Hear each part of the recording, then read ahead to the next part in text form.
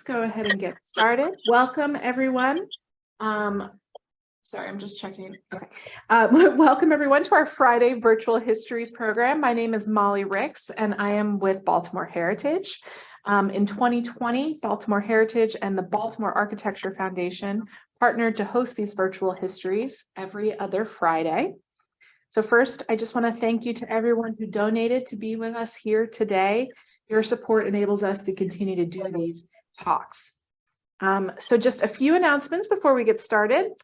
In 2 weeks, on March 10th, we will be joined by Dr. Joanne Martin, who in her presentation, Being Literate, Being Free, we will highlight historical personalities for whom literacy was the key to a future of freedom and a hope for a people who are coming to understand that, quote, if you would keep a people enslaved, refuse to teach them to read. So join us on March 10th for that.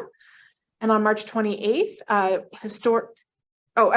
April 28th, join historian and author Ev Paul as he discusses his book, Stop the Road, which is an up-close and personal account of Baltimore's epic 40-year battle over expressway plans. So that's going to be wonderful. And now for today's presentation, John Danz Jr. is a native of Baltimore, Maryland. He graduated from Virginia Tech with a degree in European history. John has lectured widely on the subject of America's early trade with China, based on more than 3 years of research. His focus has been on Maryland's experiences in the China trade from the viewpoint of both the decorative arts and economics. Mr. Danz served as vice president of Towson University's Asian Arts and Cultural Center for more than 15 years, and currently serves as vice president of the State of Maryland's Sister States program for the Anhui Province, China.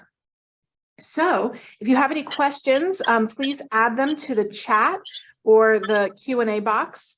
And just so you all know, this program is being recorded and it will be available on the Baltimore Architecture Foundation's YouTube site in a couple weeks. So you can check back and watch it again if you want.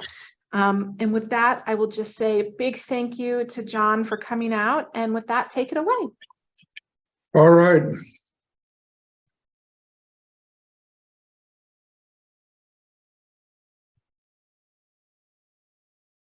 Here we go. Why am I getting what I want? All right. I've got a minute here. I've got to clean some garbage up. All right. I'm going to move rather rapidly through this because actually it's quite a big story, and even most of us native Baltimoreans are not aware of this. So, as I said, I'll move very quickly, and hopefully we'll catch any questions at the end.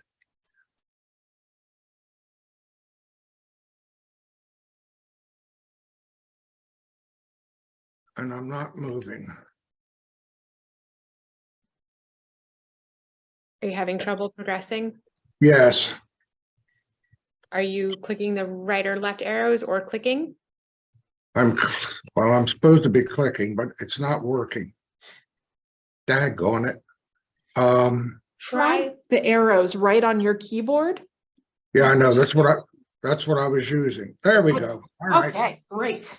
I have a tardy machine, evidently. All right. What this slide is showing us is the influence of the China trade, even as we were colonies, on the Americas. Porcelain, furniture, interiors of buildings, exteriors, costume, even flora. Those of you who are architects will notice the interior here. This is Gunston Hall, that was designed by and executed by William Buckland. There are a lot of Chinese motifs in the woodwork. The lower one, which has a quote Chippendale fence across the little pond here, is the Paca House in Annapolis. That is not Chippendale, that is Chinese. Mr. Chippendale borrowed it. Same way with the fretwork up here in this cabinet. That is not Chippendale originally, that is Chinese. So it had quite an influence on us. All right, this is a photo of the Hammond Harwood House in Annapolis. The reason I included it is you see the table is set for tea. And as colonists, even we had become, especially the wealthier people, had become very, very used to having tea. Why did we have tea? Because the water basically stank. And it was not really drinkable usually. So if you boiled it, of course, you killed any disease and you flavored it with tea. Notice the porcelain teacups here have no handles. The Chinese didn't use handles on their cups, but the English and the colonists later insisted on handles. China was actually ended up being the ultimate destination for the vast majority of silver that was pulled out of the Americas by the Spanish and Portuguese. What happened is that in the end of the Ming Dynasty, China went to a paper currency backed by silver. The problem was they ran out of silver very quickly. So the Chinese were very, very hungry for silver. The other problem was for us, for the rest of the world, the Chinese didn't really want anything that we produced or we had. So they needed silver. We had lots of silver going through our economies, and we wanted their tea, we wanted their porcelain, we wanted their textiles, but the only thing we had to trade for it was a very little bit of silver. It developed obviously develops a problem. We'll come back to that. All right. In the story with Baltimore, we're going to get to Baltimore in just a minute or two, but in the story with Baltimore, you'll find that the founding fathers enter this. This is obviously the 5 Americans that were sent to Paris to negotiate the Treaty of Paris at the end of the Revolutionary War. The reason this right side is blank is the British diplomats refused to sit for the photograph. All our founding fathers were totally inexperienced in diplomacy and really political science. It was really a question of on-the-job training. What they didn't negotiate were trading rights. They did some for the fishing banks off Newfoundland, but not for Europe and not for the Caribbean. So essentially, we were shut out of European trade to a large extent, other than the French, and particularly the Caribbean. Well, okay, why is the Caribbean so important? Because particularly the middle colonies, Virginia and Maryland, had changed from tobacco early in the 1700s to wheat. And we supplied the Caribbean with wheat. And we brought, and also we traded lumber and other, but principally wheat. So it was, the Caribbean trade was very important. So here we are, a new country, 1783, and we can't trade with anybody. So that creates a problem. One of the great financiers of the Revolution and early United States was a fellow named Robert Morris. He was the, who's the fellow out in Nebraska? Can't remember his name. Anyhow, Robert Morris, he was known as the financier of the Revolution. He also was next to George Washington, really the most powerful man in the country when we started in 1784 as a new nation. He was from Oxford, Maryland, incidentally, which is, again, interesting for us Marylanders. He saw the China trade as very important and valuable to the new United States. So we organized a small group of wealthy investors, and they basically commissioned a ship to be built in Boston to begin the China trade. That ship was named the Empress of China, and it was later delivered about a year later, took a year to build. It was later delivered to New York, where it left. Now, what I'm showing you is the Pride of Baltimore, which I assume most people have seen and are familiar with. The Pride of Baltimore is essentially the same size as the Empress of China. The artist who rendered this sailing into history was not accurate. That ship's too big. So the ship was fairly small. It left New York in February the 22nd of 1784, bound for China. It would have left earlier, but the Hudson was jammed full of ice, so they had to wait for the ice to melt. On board, the ship's captain was a fellow named John Green, who was a U.S. naval officer. He'd been highly respected during the Revolutionary War. He'd actually been captured by the British and spent some time in British prisons. There were 2 business agents on board. Now, the captain was in charge of the ship when it was floating, when it was going to and from a port. As soon as it landed in a port, the business agents, and they were known as supercargoes, I may refer to them that way. The supercargoes were then in charge. They were in charge of negotiating the sale of any cargo that the ship brought into the port, as well as negotiating the purchase of any goods purchased on the return voyage. So we got a couple of key things here. Now, the rate of exchange at this time, 1785, 1784, was a silver dollar essentially bought $200 to $300 worth of Chinese goods. We would love to have that trade ratio now. The problem is, in the United States, we didn't really have too much silver. Any silver we had came from trade with Europe via the Spanish and the Portuguese. So we only had a little bit of silver. What the Chinese were interested in was ginseng. And you can see it, ginseng on the left side. So 1 ounce of ginseng was worth about $200 to $300 worth of Chinese good. A very nice trade ratio.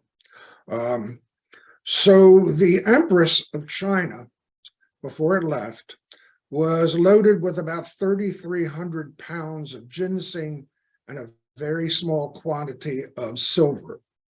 And I said, the Chinese really weren't interested in buying any of our goods or Europe's, but they did prize this ginseng. For them, they considered it a curative drug, an energy booster, and an aphrodisiac. Literally, it was the, it was an aphrodisiac. And ginseng only grew in Eastern Asia and parts of North America. So it took 3 months for the backers of the Empress to gather 30 tons of ginseng largely from the Appalachian area. And it was the largest shipment, when it did arrive, ever to arrive in Canton, China. But there was a problem. The Europeans had also at the same time sent a huge shipment of ginseng. It arrived at the same time as the Empress. The price plummeted, so this very favorable trade ratio did not prevail. That was our first problem. Now, another interesting and influential person in the American Revolution was an army officer by the name of Samuel Shaw. He was aide-de-camp to General Knox, Henry Knox, and he, together with Thomas Randall, had served in the Continental Army. They were the 2 supercargoes on the Empress of China. Green was the captain. Shaw and Randall were supercargoes. They're very important in our story. Shaw had absolutely no commercial experience, no knowledge of Asia, no trade and negotiation, and no foreign language skills. we're surely were a ship of people learning on the job. This is the trade route that the Empress took. It went around the Horn of Africa. It could have gone across the Pacific, but Morris chose this route because he thought it was more secure.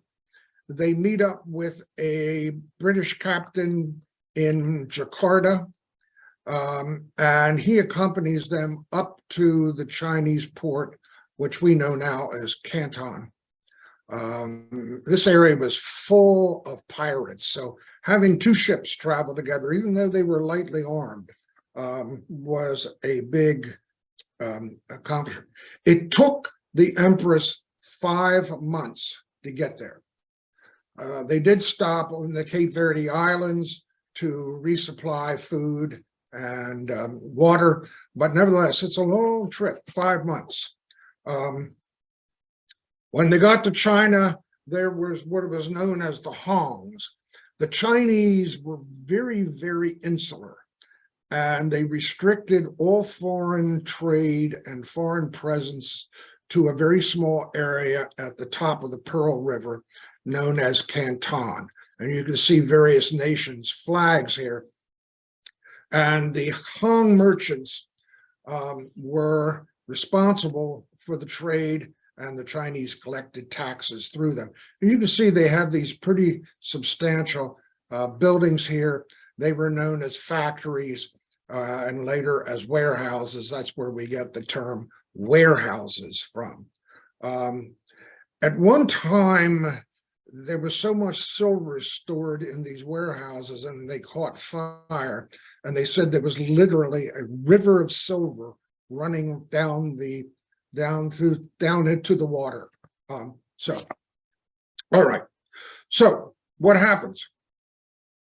As I said, this is a advertisement for the Empress when she got back to New York, and it had a cargo of teas, Chinaware we know as porcelain, silks, muslins, and nankeens. You may not be familiar with nankeens. It was actually the dungarees, or my wife would correct me and say the jeans of modern era. It's very heavy cotton cloth. It was a working man's trousers.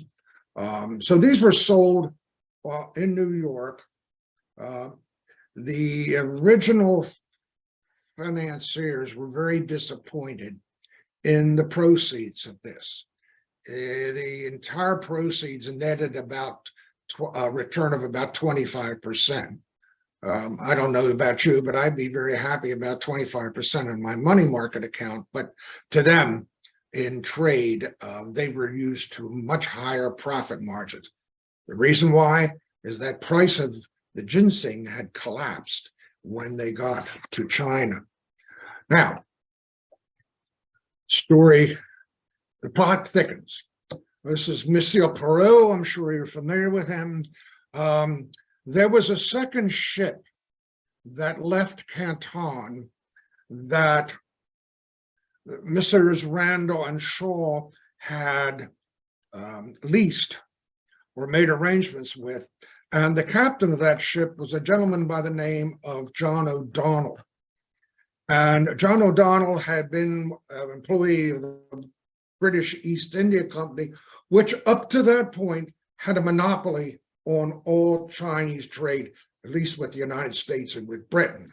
They no longer had a monopoly with us. But they hired Mr. O'Donnell and his ship, the Pallas, P-A-L-L-A-S, because they had bought, as supercargoes, they had bought so much material that it wouldn't fit on that little Empress. The Empress left Canton, and the Pallas followed about 2 weeks later. When Robert Morris found out when the Empress got to New York that there was a second ship coming, he literally blew a gasket because it would obviously flood the market with too much material. You didn't have Amazon. We didn't have, you didn't order things by internet and all. I mean, you literally had to go down to the dock and buy. And if there was too many goods, of course, the prices would drop. So he said he literally had a fit. Now the question becomes, why did the palace come to Baltimore? Because Baltimore at that time was not a terribly large city. Why didn't it go to Philadelphia? Why didn't it go to Boston? Why didn't it go to Charleston or Savannah? It came to Baltimore, a very small city, a growing city, but a very small city there. Here's the interesting inflection point. When I was doing research on this at the Historical Society, I saw that the customs bond for the palace was down in their library. And I asked them to bring it up so I could see it. And they brought it up, and here's this very large document. And it's signed by Randall, the supercargo, and another gentleman that you will probably recognize, Richard Tillman. Now, what is Richard Tillman doing in this story? Well, it turns out, again, after some additional research, that, I'm sorry, it's Tench Tillman. Tench Tillman, that's a representative. Tench Tillman had been an aide-de-camp to Washington. Washington would not let him serve in an actual military unit because he was so valuable. He could speak French, so he could communicate for Washington with the French fleet that was supporting him. But Washington trusted him. He was literally his right-hand man. Tench Tillman is the one that brought the news of the surrender of Cornwallis to Annapolis, where the Congress was then sitting. So he's quite a historical figure, particularly for Marylanders. So why is Tench Tillman on this document? Well, the reason is, after the war, Tillman was in very poor health as a result of his exposure to, whatever during the Revolutionary War. But he founded a trading company in Baltimore. He saw the potential of Baltimore becoming a very important port in the future United States. Interestingly enough, he had a partner, and his partner happened to be Robert Morris. Now, there's no direct evidence here, but it just seems logical that if you're going to send the second ship somewhere, you're going to send it to your buddy and your partner in Baltimore. So the palace ends up in Baltimore, captained, as I said, by John O'Donnell. And this is the statue that was just taken down because Mr. O'Donnell had a number of slaves. And as I said, O'Donnell was an Irishman originally.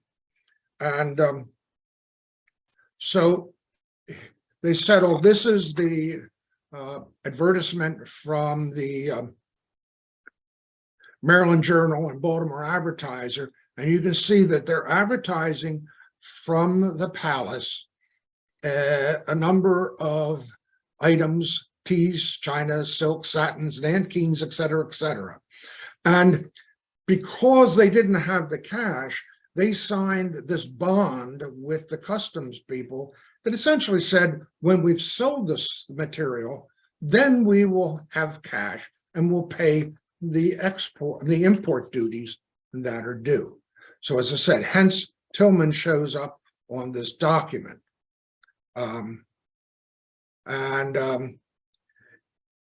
A more complete list of it is, and I've got it in blue, there was a service of porcelain with the arms of the Order of Cincinnati. There's the Order of Cincinnati medal. There's the china.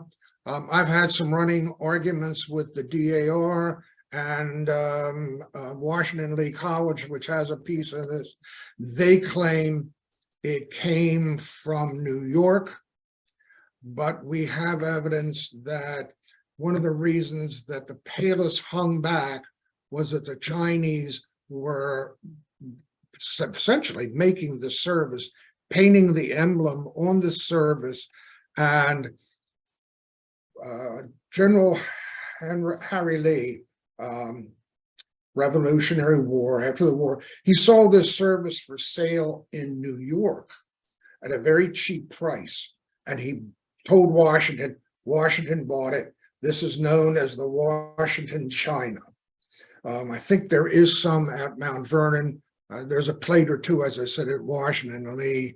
But I maintain, and I think I can prove it rather well, that this really came into Baltimore, didn't sell, and then was subsequently probably sent up to New York to be sold. Because of course, New York was a much larger and much more a more vigorous financial center. So that's the Pavis. Noah Webster visited the palace when the ship was here. He had come to town with the prospect of starting a dancing school. He had just published his dictionary, and there were no Amazons, I said, and no Barnes and Nobles. So the way he was selling books was literally going from city to city, trying to sell them. He also visited some people who had started a dancing school. He did not start the dancing school. But the reason he's in this story is that he visited the palace when it was at dock in our harbor. And he was fascinated with it. And there is notations, there's documentation, as I said, that he sailed to the fort down near Fort McHenry, down Federal Hill, to meet the East Indian ship and went on board. Now, the reason everyone was so fascinated with this ship, it was quite a tourist item, is it was not manned by American seamen. Remember, it had started actually off in Calcutta with O'Donnell. It was manned by about 35 Asians, 3 of whom were Chinese. And they were known as Lascars. They were Asian seamen. So these are the first time anyone in America had seen Asians, specifically Chinese. These gentlemen got stranded here. They claimed that O'Donnell had promised to take them back. O'Donnell didn't. And they heard that there was a ship leaving from Philadelphia. I'm going through this very fast because we're running out of time. They ended up in Philadelphia. They spent a year there. The Quakers took them in, supported them. About a year later, O'Donnell does go back to China with a ship called the Chesapeake. And it's believed that these Lascars went back to Asia on that vessel. There's no direct proof of that yet, but Benjamin Franklin got involved in this. The Chinese had petitioned Congress trying to get them back, but nobody was in a big hurry. The other interesting thing about Lascars is they were only paid about half of what an Englishman or an American seaman were paid. So they were cheap labor. So as I said, the first really Chinese to come here were the Lascars. These are not the 3, but this is a picture of Lascars from that period. As I said, they were quite a tourist phenomenon, if you were. We're not sure really about the story about O'Donnell not taking them back, but nevertheless, it took about a year for them to get back to China. And I'm going to skip ahead a little bit here. This is the O'Donnell tomb, which is down at Westminster, downtown. I understand from the family that it's very doubtful that O'Donnell is buried in here. He went on to buy some property at Fells Point. He named it the Plantation Canton. He did fairly well. He did even better because he married a Chew, which was a wealthy family. I think they had 7 children. The other notable thing is at a party there, Betsy Patterson, who was the belle of Baltimore, met a young dashing Frenchman and married him, and his name was Jerome Bonaparte, Napoleon's younger brother, whom Napoleon would not land in France. So said this whole thing has a whole lot of tentacles that are quite interesting, and I don't think generally known. So I'm going to stop there. I think I'm out of time, and we can field questions then.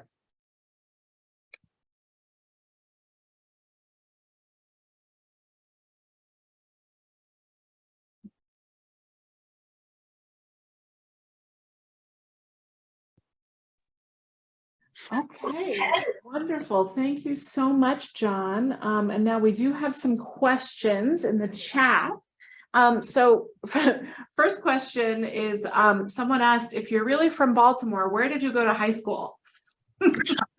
That is the great Baltimore question. I'm a Poly graduate. Oh, okay. Don't tell the city people. No, well, that's all right. That's a good school. Okay. Thank you for answering that. Whoops. Are we done? I thought we were done. Yeah, I'm afraid to move. So just go ahead. Okay. Wonderful. So the next question is, how extensive or important was opium in the American Baltimore China trade? Well, you see, we didn't have, after our ginseng was inferior to Asian ginseng, so it wasn't, it really wasn't as desirable as the Chinese would have liked. So the ginseng thing fell off very quickly. As I said, we didn't have anything. The Chinese didn't want anything that we could produce. The English tried. The Chinese culture was very, very high, and they basically produced internally just about everything they needed. So finally, the British turned to opium. And then, unfortunately, later on, we also started trading opium for Chinese goods. The rest of the story, which we don't have time for, but the route changed to the Pacific, because what we did find by accident is the Chinese didn't have any furs, and they loved furs on their garments. And so the ships would leave Boston or Baltimore, stop on the West Coast, trade furs in the West Coast, Seattle, and take furs to China and use those as currency. So, and then it was augmented, as I said, by opium. But we don't talk about that too much. Just someone was curious, where did Europe get ginseng? I don't know. A good question. I do not know. My research, several sources said that the British came in with a bunch. I would imagine they got it from Canada. I'm guessing. But the ginseng was in Canada. Okay, great. Thank you. You've talked about Canton. How much was Fells Point involved in the trade? I do not know. What's actually showing on the screen is a list of ships that went from Baltimore to China. A very famous one down there called the William Bingham, where I've got a blue arrow. The China trade to Baltimore wasn't as important as our other trade. It took 5 months to get there, even in the Pacific, and 5 months to get back. Very high risk. Can you imagine going across the Pacific? I came down the East Coast one time in a thunderstorm from Long Island on the Lady Maryland, and I was scared to death. And that was just a thunderstorm, and I wasn't out in the Atlantic. So it was dangerous, and it was very long voyage. So you're talking about a year for a round trip. You could take lumber to the Caribbean or grain. You could be there in a couple of days, load up, and be back in probably a week. So why take a year to play with China when we didn't really have anything they wanted, when you could trade your little hearts out in the Caribbean and you brought back molasses and all kinds of things, particularly bat guano, which was a big fertilizer. So the Caribbean trade was really what we wanted, but it took us a while to get access to it. In the meantime, we tried China. Wonderful, thank you. We've had some questions about other items being imported. One about the furniture. Could you talk more about furniture being imported and exported from Baltimore? I don't know of any furniture per se that was exported or imported. I do know in the Peabody Museum up in Salem, there are pieces of furniture that were made in China. The Chinese would replicate British and American made furniture, and a wonderful job. Sometimes you can't tell the difference. Usually, if you know anything about furniture antiques, you can tell it from the secondary woods. The secondary woods they used inside the drawers and all, you can tell it was Chinese. They did beautiful work, but I don't think too much furniture. Baltimore's furniture was painted furniture, which we exported all over the East Coast, but the Chinese didn't want it. So wonderful, thank you. And then in addition to furniture, was there any exchange of seeds or plants or animals? we brought back lots of flora from China. Some years ago, my wife had been a docent at Hampton House, and she kept telling me, oh, there's all kinds of Chinese porcelain there. So finally, I said one day, okay, let's go out. I want to see this. And we went out, and I got the park ranger aside before we took the tour. And I said, look, I'm particularly interested in the China trade. You know, would you point out any China trade items? He said, come with me. He took me outside on the back porch, and he said, see that huge tree over there? That is a, forgot the name of it.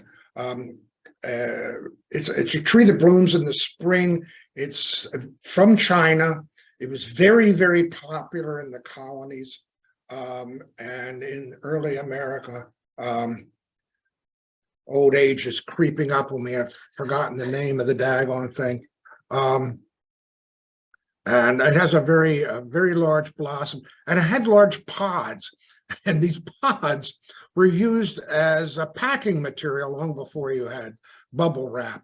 And I understand that they would pop, and when they become mature, they would fall out of the cartons, and they would blow all over the East Coast when they left the railroad cars. So these trees are all over. I'm trying to find it. There it is. It's called an empress tree. Okay. They're on Hampton House. The who are the owners of that? Ridgely, right? Ridgely specifically planted these. Well, that's not the tree on their property, but he specifically planted these trees on the property. They're very, very popular. What are some of the other fauna? We have flora. My others, no, I don't have them on here. And I'm trying to remember, but there were bushes that we brought from China. It was quite extensive. Wow. Okay. Thank you. We're just about out of time, but there is one question about if you could share a bibliography or some secondary books. Maybe one thing I'll do is maybe we can put the info at Baltimore Heritage in the chat, the email, and then I can connect people to John if anybody wants to email about getting a bibliography of sorts. Yep, info at baltimoreheritage.org. And I just want to say thank you, John. This was wonderful. Well, you're welcome. I think it's a very interesting story because most of us don't know it. Mm-hmm. As I said, a tremendous impact. I mean, clothing. Betsy Patterson had a trunk from China. All kinds of things that came from there. As I said, costumes, shawls, all kinds of items, combs. So as I said, it was very important, but not as much of it came into Baltimore as came into Boston. Wonderful, wonderful. Well, thank you. We'll have to have you back on for a whole nother virtual histories at some point. Okay, all right, great. Look All forward right. to it. Bye-bye. Thanks Bye. again. Thanks Bye-bye. everyone for joining us. Thank you. Sure. All right.